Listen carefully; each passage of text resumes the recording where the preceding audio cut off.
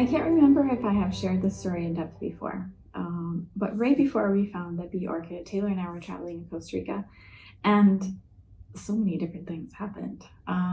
The short story, not to go on and on, but a friend of ours told us about this really cool place that was like sustainable, where you could stay there, you could work. It was just a phenomenal experience. And somewhere in the weird cables of communication crossings, either I misinterpreted the information or the name or something. We actually did not go to the place that our friend recommended. We went to this other place that somehow popped up on the map. But we didn't know that at the time, right? We're driving out to this place to stay for the night, and we rented a car, and the whole way out there was kind of creepy and scary, and we would stop to do these recordings, which we should dig out and share with you because they're pretty great, of insects at night.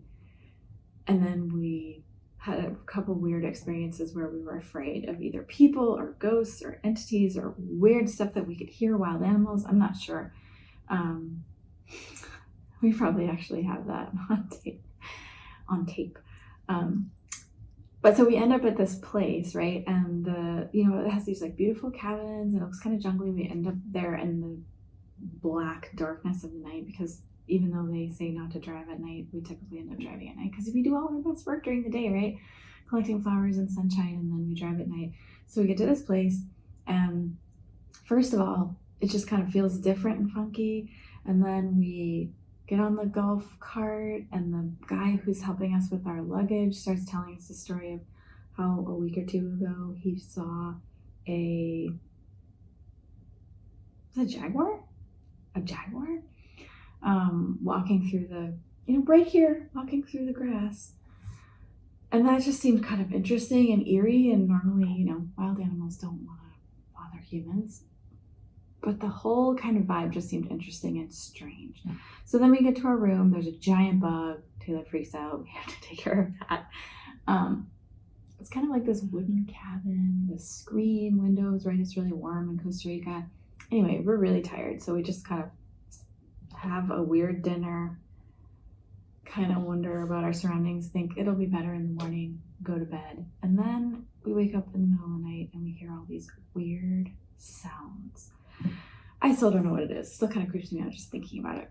If it was people, it had to have been, I don't know what it was. It was either people or entities, because I don't think we'd feel that way if it were animals.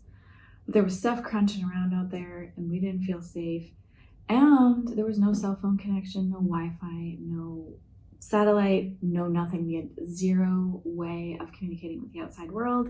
No one knew where we were, actually. I don't think we gave the address or the name of the place to anyone back at home, family. So we were in I realized like we were in sort of a pretty precarious situation. Like anything could have happened to us and no one would know. We could just disappear. Needless to say, the next day we took a little walk around and everything just seemed creepy. I'm sure Taylor would tell this story in a better way than I would. I'm not the best storyteller, actually.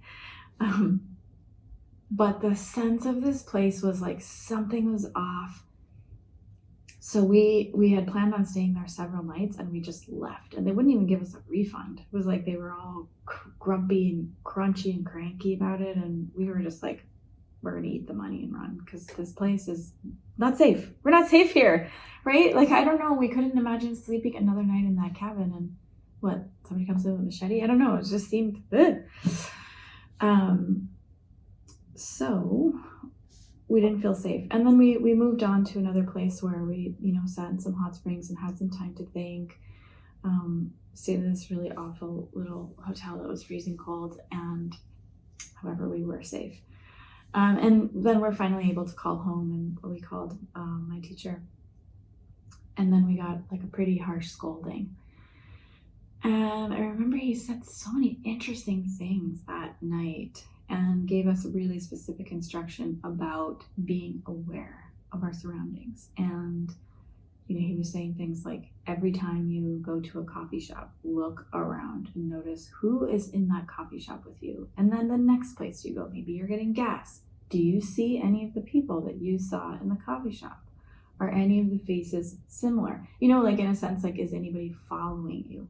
And then he kind of like went off about, you know, abduction and trafficking and how common it was and how naive we were. And it just kind of like totally took us aback, right? I mean, I'm telling you these stories because you're the insiders, and you know, people think like, oh, I'm going to collect flowers. It's so like lovely and wonderful. And it is. But there are these situations, I think, that lend themselves to understanding a flower better. I mean, that's how I see it, is these situations that we find ourselves in where we suddenly feel not safe.